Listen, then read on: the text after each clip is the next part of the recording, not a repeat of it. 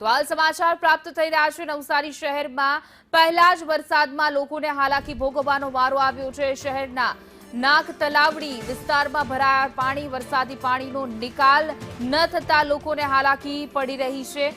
નાગ તલાવડી વિસ્તારના 20 જેટલા ઘરો પર પાણી ઘૂસી ગયા છે। ઘરોમાં પાણી ઘૂસતા જનતા પરેશાન છે। લોકોની વારંવાર રજૂઆત છતાં મનપાનું ઉદાસીન વલણ જોવા મળી રહ્યું છે।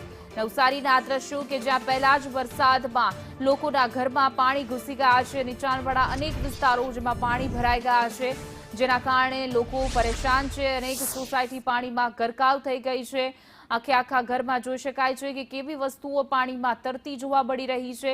તંત્રને અનેક વખત રજૂઆત સ્થાનિકોએ કરી છે, તેમ છતાં આ તંત્ર સાંભળતું નથી।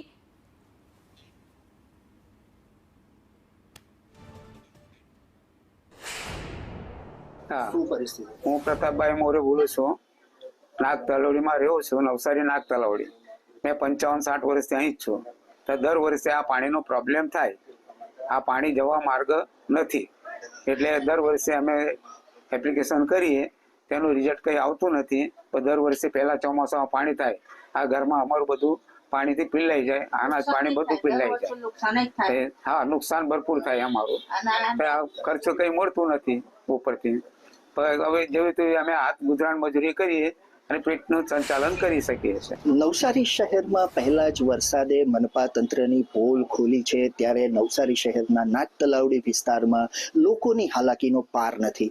લોકોના ઘરોમાં 2-3 ફૂટ જેટલા પાણી ભરાયા છે। ત્યારે સીધા જ આપ દ્રશ્યોમાં જોઈ શકો છો તે પ્રમાણે આ એક પરિવાર છે જેનું સંપૂર્ણ ઘર પાણીની અંદર ગરકાવ થયું છે। આપ દ્રશ્યોમાં જોઈ શકો છો તે પ્રમાણે તમામ ઘર વખરીનો જે સામાન છે, તમામ બેડ છે, પલંગ છે, ઘરઘંટી છે, કે જે પણ નાનો સામાન છે, તમામ સામાન પાણીમાં ગરકાવ થયો છે।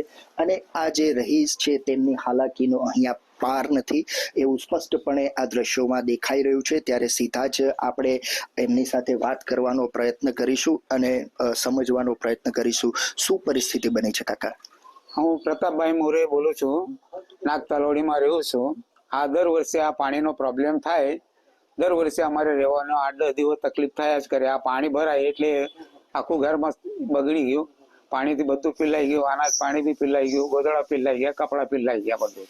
અને ઘરમાં પાણી છે, નીકળવાનો રસ્તો નથી હજુ। આ બધી હવે સરકાર કઈ શું કરે તેના પર આધાર। દર વર્ષે અમે એપ્લિકેશન આપતા છે, પણ એનું કઈ રિઝલ્ટ આવતું નથી। દર વર્ષે પાણી ભરાય જ છે।